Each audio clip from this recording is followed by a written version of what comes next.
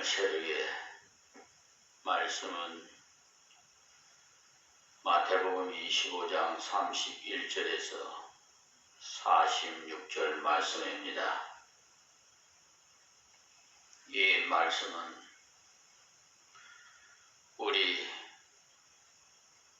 하나님의 백성들이 주님의 재림을 기다리는 자의 자세를 교훈하고 있습니다. 31절부터 봉독해 드립니다. 인자가 자기 영광으로 모든 천사와 함께 올 때 자기 영광의 보좌에 앉으리니 모든 민족을 그 앞에 모으고 각각 분별하기를 목자가 양과 염소를 분별하는 것 같이 하여 양은 그 오른편에 염소는 왼편에 두리라.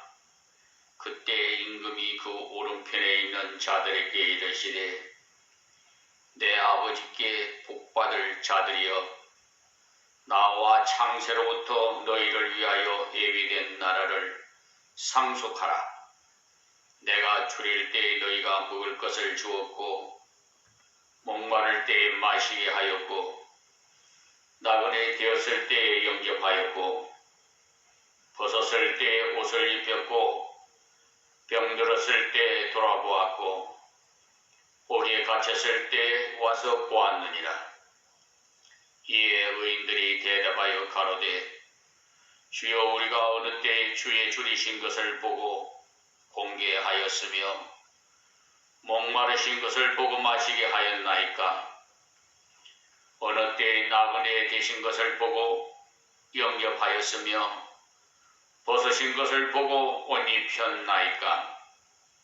어느 때 병드신 것이나 옥에 갇히신 것을 보고 가서 배웠나이까 하리니 임금이 대답하여 가라사대 내가 진실로 너희에게 이르노니 너희가 여기 내 형제 중에 지극히 작은 자 하나에게 한 것이 곧 내게 한 것이니라 하시고 또 왼편에 있는 자들에게 이르시되 저주를 받을 자들아 나를 떠나 마귀와 그 사자들을 위하여 예비된 영영한 불에 들어가라.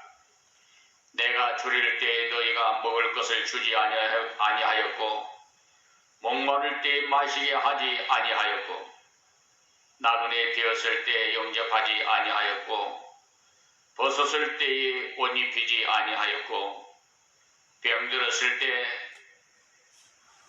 때와 옥에 갇혔을 때 돌아보지 아니하였느니라 하시니 저희도 대답하여 가로되 주여 우리가 어느 때 주의 줄이신 것이나 벗으신 것이나 병드신 것이나 옥에 갇히신 것을 보고 공양치 아니하더이까? 이에 임금이 대답하여 가로사대 내가 진실로 너희에게 이르노니 이 지극히 작은 자 하나에게 하지 아니한 것이 곧 내게 하지 아니한 것이니라 하시리니 저희는 영벌에 의인들은 영생에 들어가리라 하시니라. 아멘. 46절의 말씀까지 봉독해 드렸습니다. 24장에서는 말세의 징조가 나타날 때 주의 성도는 어떤 태도를 취해야 되느냐에 대한 내용을 말씀하셨습니다. 그리고 25장에서는 주님의 재림을 대망하는 자는 바른 준비를 가지고 대망해야 된다는 말씀을 하신 겁니다. 바른 준비 중에 열처녀 비유를 통하여 올바른 믿음의 준비가 필요함을 교훈하셨습니다. 올바른 믿음을 가졌다면 성령 받은 증거이기 때문에 열처녀의 비유를 통해 기름 준비에 대한 말씀을 하신 것입니다. 등은 준비했으나 기름을 준비하지 않은 사람은 형식적인 교인으로서 사람들이 볼 때는 착실하게 신앙생활 잘하는 것처럼 보이지만은 그 자신은 하나님께 맡겨지지 않은 사람이라는 것입니다. 그리고 이어서 나오는 달란트 비유에서는 옳은 믿음을 가진 자는 주님 오심을 기다릴 동안 놀고 있을 것이 아니라 주신 분량에 따라서 충성스럽게 봉사하다가 주님을 맞이해야 된다는 사실입니다. 마지막으로 양과 염소에 대한 비유에서는 마지막 날 주님 앞에서 심판에 대해서 말씀을 하셨습니다. 사람의 기준과 하나님의 기준이 달라서 하나님께서는 겉모양만 보시지 않고 중심을 보신다는 교훈입니다. 그러므로 주의 자녀는 주님의 교훈대로 그날을 올바르게 기다림으로 상금에 참여하도록 힘써야 되겠습니다. 먼저 열처녀 비유를 잠깐 복습하겠습니다. 주님과 성도의 관계를 혼인에 비유한 부분이 성경의 곳곳에 나와 있습니다. 그렇게 표현한 이유는 혼인에 있어서는 정결이 가장 중요하기 때문입니다. 그와 마찬가지로 신앙의 정결이 하나님 보실 때 그만큼 중요하기 때문입니다.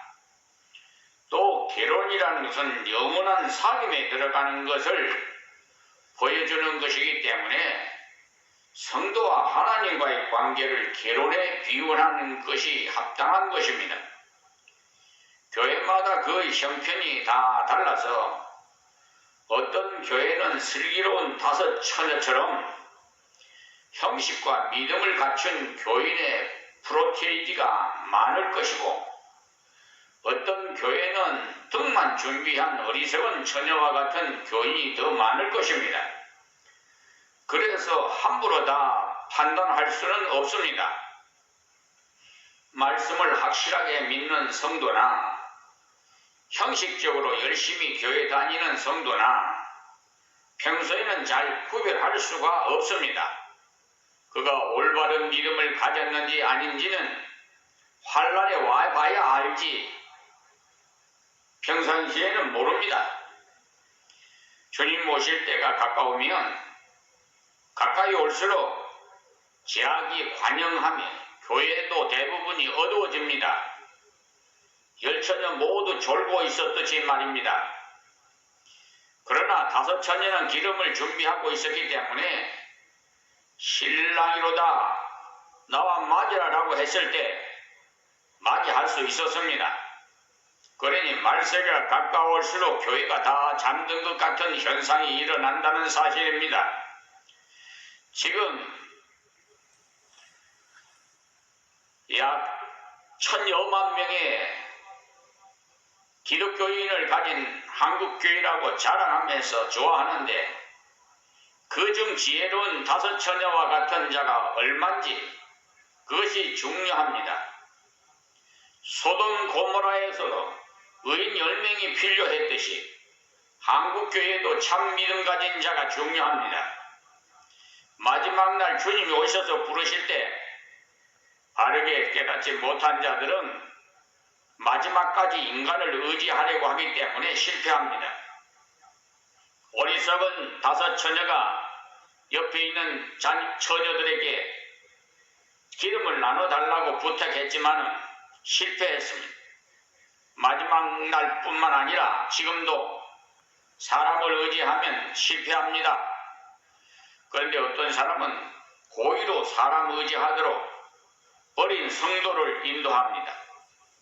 하나님과 우리 사이의 중보자는 오직 예수 그리스도 한 분뿐입니다. 디모데전서 2장 5절 말씀을 참고하시기 바랍니다. 그래서 목사도 신부도 교황도 그 누구도 중보자가 될 수가 없습니다. 그런데도 은근히 자기가 중보자인 척 인도하는 자가 있으니 문제지요. 그런데 어리석은 사람은 보이는 것을 의지하며 쉽기 때문에 그런 자를 찾는 사람도 있어요. 곧장 바르게 인도해 주는 그 사람만 붙잡고 있으면 될 텐데 희한한 주의 종을 찾아 헤매는 자들이 있다 이 말입니다. 그렇게 사람을 의지하려는 사람들이 있으므로 성경은 사람을 의지하지 말도록 충고를 하십니다. 바울도 내가 너희를 위해 십자가에 못 박혔느냐? 예수님이 너희를 위해 못 박히셨지 않느냐? 또 내 이름으로 너희가 세례를 받았느냐? 예수 이름으로 세례를 받았지 않았느냐? 이렇게 충고를 했어요. 고린도전서 1장 13절입니다. 그런데 왜 바울파가 어쩌고 아볼로파가 어쩌고 하느냐라고 하면서 선명하게 자기가 중보가 아님을 밝혀주었습니다. 고린도전서 1장 10절에서 17절 말씀입니다. 슬기로운 다섯 처녀도 기름을 나눠달라는 어리석은 다섯 처녀에게 그러지 뭐 이리 와라고 한 것이 아니고 기름 파는 집에 가서 사라고 했어요. 무슨 말씀이냐면 하나님과는 직접적인 관계라야 된다는 것입니다. 그래서 성경은 항상 너희 각각이라고 하면서 하나님과 성도는 개인적인 관계임을 밝히고 있어요. 그런데 어떤 사역자는 자신이 중보자가 되려고 자기가 천국으로 인도해 줄 수 있는 것처럼 인도합니다. 그런데 어떤 성도들은 그것을 은근히 좋아해 주의 종을 통해서라는 식으로 무엇이나 종속되려고 합니다.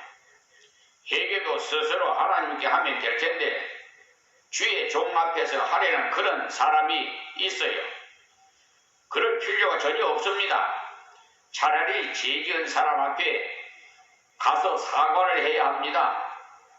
그가 나로 인한 피해를 보았으니까 사과도 하고 손해본 것을 능력이 자라는 대로 물어주기도 해야 합니다.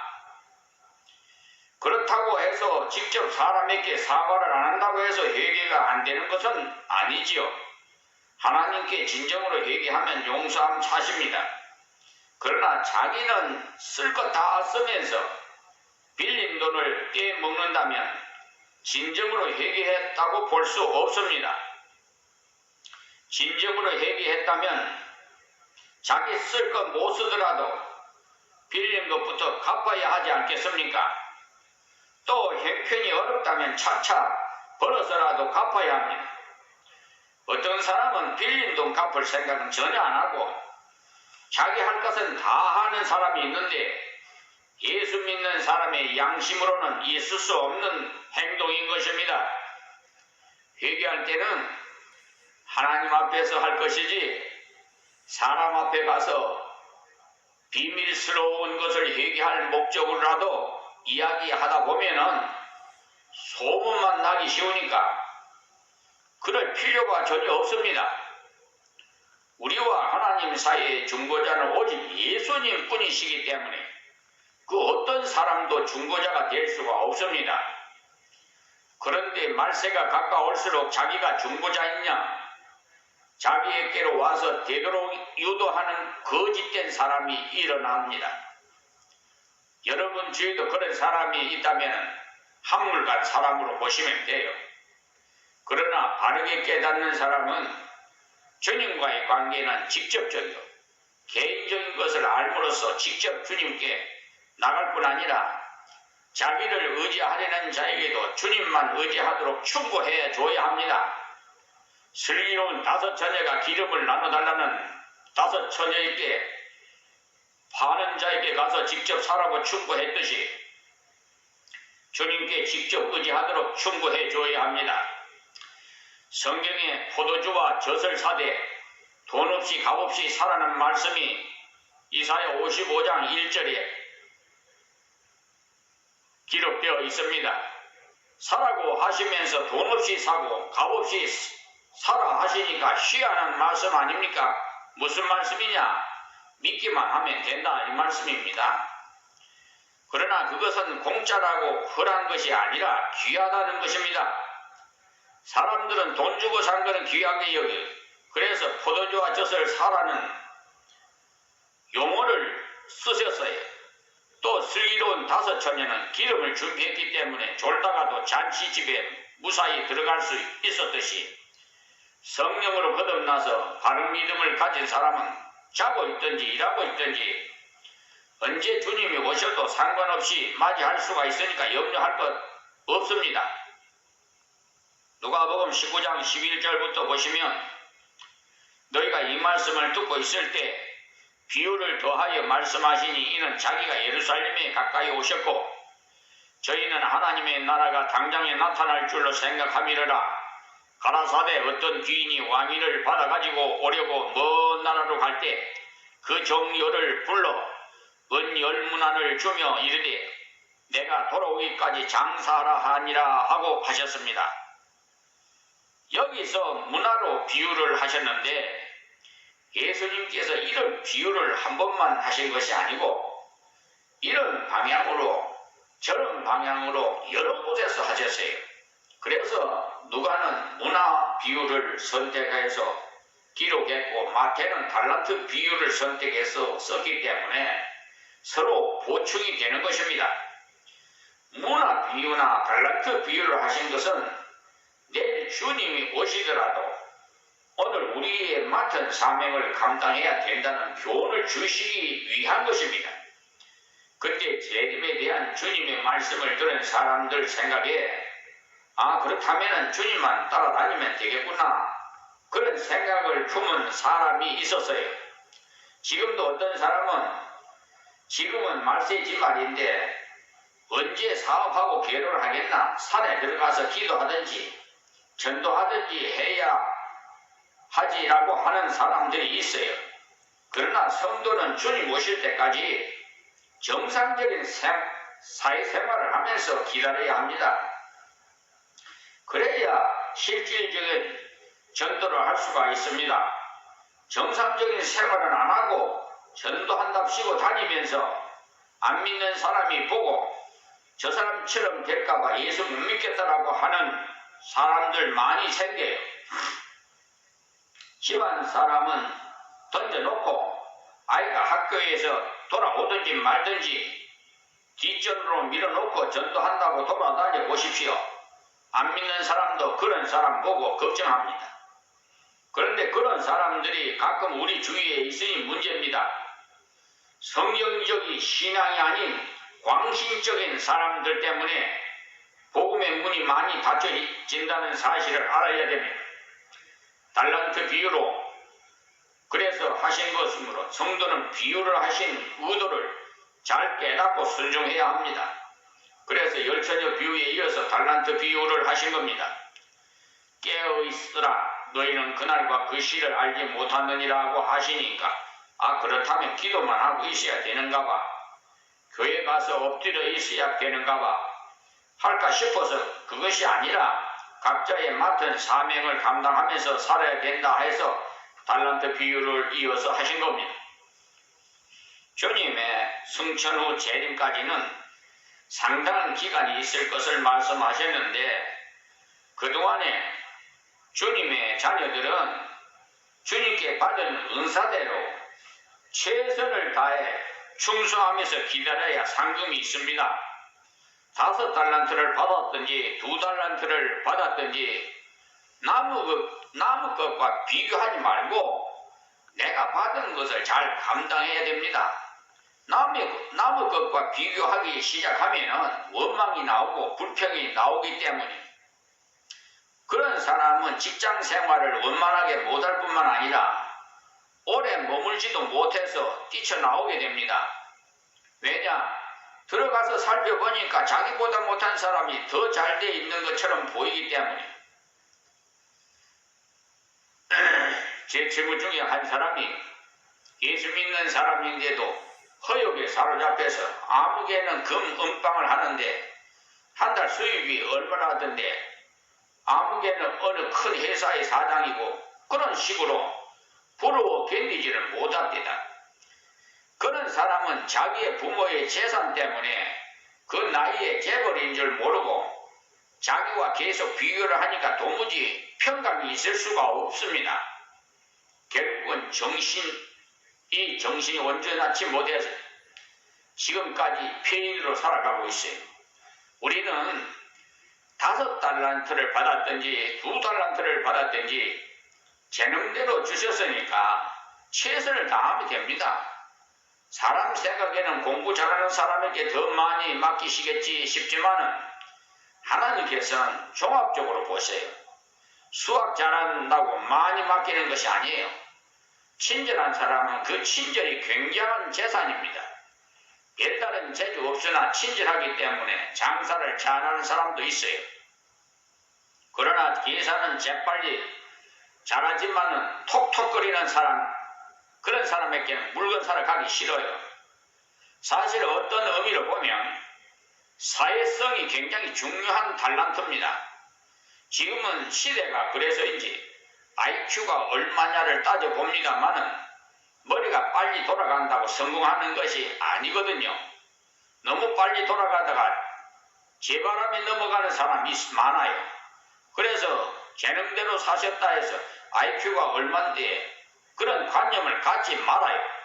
사람 보기에는 어리숙게 보이는 사람인데도 하나님의 말씀도 잘 깨닫고 봉사도 잘하는 사람이 있습니다. 그 사람은 그 나름대로 하나님께 받은 재능이 크다는 것을 알아야 돼요. 제 주위에 인간적으로 볼 때는 눈에 보이는 양반이 있었는데 이야기해보면 신앙의 깊이가 있습니다. 왜 그러냐 하니까 머리가 얼른 안 돌아가다 보니까 성경 읽기를 미련스러울 정도로 많이 읽었어요. 그러다 보니까 성경의 흐름을 잘 알더라는 거죠. 저는 그런 사람을 통해 많이 깨닫습니다. 어떤 사람은 부분적인 면에 머리를 굴리다 보니까 전체를 못 보는 경우가 있거든요. 그러니까 재능대로란 말씀을 인간의 머리로만 생각하면 안 된다는 것을 알아야 됩니다. 그리고 5달란트 받았든지 2달란트 받았든지 주인이 나를 신용하고 맡겨주셨구나. 그런 겸손한 자세로 감사하면서 충성해야 합니다.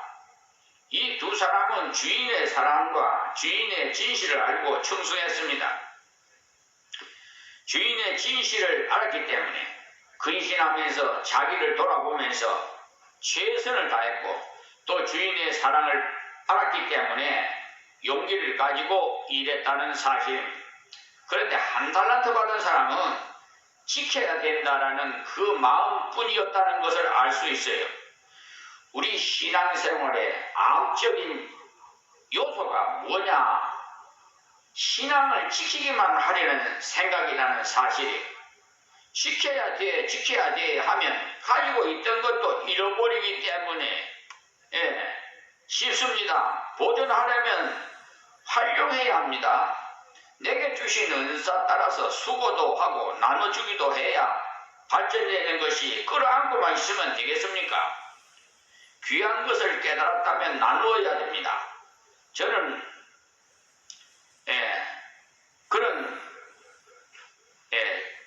체험을 할 때가 있습니다. 5달란트를 받은 사람은 즉시 나가서 마음껏 활용해서 장사했어요. 1달란트를 혹시 날려버릴까? 그런 염려하지 않았어요. 그는 혹 장사를 주인의 뜻을 순종하기 위해서 하다가 1달란트를 날려도 친절한 주인이 받아주실 줄 믿었다는 사실. 그래서 열심히 활용했더니 점점 불어나서 실제로 그래요. 여러분이 받은 바 복음을 나눌 줄도 알고 깨달은 진리를 나눌 줄도 알아야 돼요. 보존하려고만 애쓰지 말고 전파하려고 애쓰면 보존은 저절로 되지. 우리가 보수교단에 속해 있습니다. 그러나 진리를 보수하려면 나누어 주어야 합니다. 지키려고만 하면 항상 방어적이라서 실패하게 돼요. 1달란트 받은 자가 실패한 이유는 지키기만 하려는 데 있었어요. 그는 하나님의 공의만 생각했기 때문에 내가 어찌 주일학교 교사를 한다든지 혹시라도 잘못 가르치면 하고 생각하는 사람이 있어요. 왜 그렇게 걱정합니까? 공부 많이 못한 베드로도 주님을 전파했지 않습니까? 그런 주님 주신 것을 그대로 전개했기 때문에 얼마든지 가르칠 수 있어요. 그러니 보존할 것만 생각지 말고 사랑의 주님을 생각하면서 나눠주는 방향으로 나가면 승리할 수가 있다는 사실을 기억하시기 바랍니다. 주님의 재림 때는 그가 주신 은사에 따라서 계산과 함께 충성된 증거를 가진 자에게 착하고 충성된 종이란 칭찬과 함께 상금이 있습니다. 믿으시기 바랍니다. 적은 일에 충성하였으니 많은 것으로 맡기라고 하셨는데 왜 적은 일에 충성한 자에게 많은 것을 맡겨주시겠다 하신 줄 아십니까?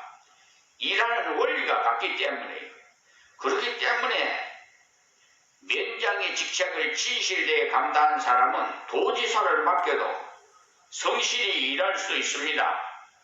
요셉이 어디에서 성공했습니까? 감옥에서 성실했기 때문에 만약에 하나님 저는 죄지은 마음이 추워도 없었으니 그 여자를 당장 간섭하셔야지 왜 저를 감옥에 들어오게 하셨습니까? 이렇게 하면서 원망을 했다면 쓰임받을 수가 없어요. 우리 같으면 그런 원망을 쉽게 했을지도 몰라요. 그러나 요셉은 전혀 원망하지 않았어요. 오히려 하나님께서 왜 나를 여기에 보냈을까? 여기에 내가 필요하니까 왔겠지. 그런 사명의식을 가졌던 거예요. 하나님은 필요하지 않은 것에 순종하는 성도를 보내시지 않아요. 여러분이 지금 있는 직장이나 교회에 필요하셔서 보내셨습니다. 요셉이 보디발의 집에 가정총무로 있으면서 그 가정의 노예를 통솔했어요. 사실 통솔하기 가장 어려운 사람이 노예들입니다. 또 감옥에 들어가게 되어 감옥 안에 모든 사람을 통솔하게 되었어요. 죄수들도 통솔하기 매우 어려워요. 그들은 맡은 그렇게 일에 고분고분 듣는 사람들이 아니에요. 그런데도 다 통솔할 수 있었기 때문에 애국의 국무총리가 되어서도 얼마나 통솔을 잘했습니까? 요셉이 통솔한 것 중에 가장 멋있는 것은 7년 풍년 후에 7년 흉년이 때에 무상배급을 주지 않은 것입니다. 무상배급 몇 번 주었다면 우리 총리 최고다라고 하면서 인기가 대단했을 겁니다. 그러나 그는 결코 무상배급을 주지 않았어요. 처음에는 돈으로 곡식을 사게 했어요. 그러나 돈이 다 떨어졌을 때는 가축으로 양식을 사게 했고 가축이 없을 때는 토지 문서를 가져오게 하였고 급기야는 그들의 몸까지 팔아서 곡식을 사게 했어요. 끝까지 공짜 없이 대가를 지불하게 하고 곡식을 주었어요. 나중에 몸을 샀으니까 모든 백성이 바로의 종 되었습니다. 그렇다고 종으로 부리지는 않았습니다. 씨를 나누어 주어서 뿌리라고 했어요. 계속 가물어 땅이 굳어 있는데 뿌린다고 되겠습니까? 그런데도 계속 씨를 뿌리라고 했어요. 만약에 7년 동안 일하지 않고 곡식만 배급을 받았다면 노는 것이 몸에 익어서 그 다음에 비가 와도 일을 제대로 못할 겁니다. 가물어 나지 않는 때지만은 씨를 뿌리고 갈고 했으니 그 땅에 다시 비가 왔을 때 얼마나 열심히 일을 했겠습니까?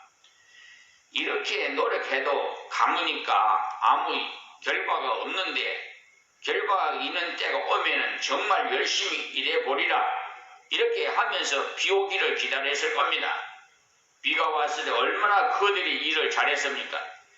요셉이 그야말로 통치를 너무나 잘했어요. 그런데 그런 지혜가 어디서 왔느냐? 하나님 말씀대로 역경의 때에 순종하여 걸어갔을 때 하나님께서 깨닫게 해주신 겁니다. 그래서 여호와를 경외함이 지식이 근본이라는 것입니다. 잠언서 1장 7절의 말씀입니다. 그러나 달란트 비유에서 충성치 못한 자는 주인을 불신함으로써 실패했어요.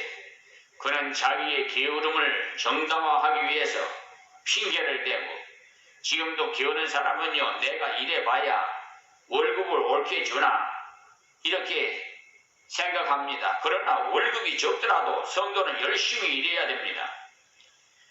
월급이 적더라도 열심히 일하면 하나님께서 채워주셔요. 만약 내가 70만원짜리 일했는데도 주인이 10만원만 준다면 60만원 하늘나라에서 저축된 줄로 아십시오. 때가 되면 하나님께서 주십니다. 저는 그것을 경험했습니다. 제가 처음 교육자로 일할 때 목이 쉴 정도로 열심히 했지만은 사례비가 20만원 받았습니다. 그때 제가 참 1인 3역 4역 엄청나게 뛰어다녔어요. 그런데 그런 대우를 받으니까 마음이 좀 빗나가는 것 같았지만은 나중에 지나가고 보니까 그것이 갑절로 하나님께서 다 채워주시더라고요. 그러니까 우리는 하나님 말씀에 의해서 의심치 말고 사람 보지 말고 순종하면은 하나님께서 때가 되면은 그 못 받았던 거 30배, 60배, 100배로 다 채워주셔요.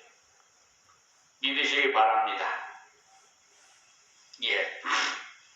오늘은 여기까지 말씀을 맺겠습니다.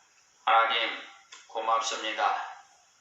주신 말씀에 그 깊이 새겨 듣게 하여 주시옵시고 이 주님이 오시는 그 때를 준비하는 5달란트 받은 2달란트 받은 자 또 기름 준비한 5 처녀처럼 우리 모두가 하나님 말씀 순종하고 충성해서 우리 혼인잔치에 다 참여하는 저들이 다 되게 해주시옵시고 이 말씀이 귀 있는 자가 다 들어서 주님 품으로 돌아올 수 있도록 은혜를 베풀어 주시옵소서. 예수님의 이름으로 기도하옵나이다. 아멘.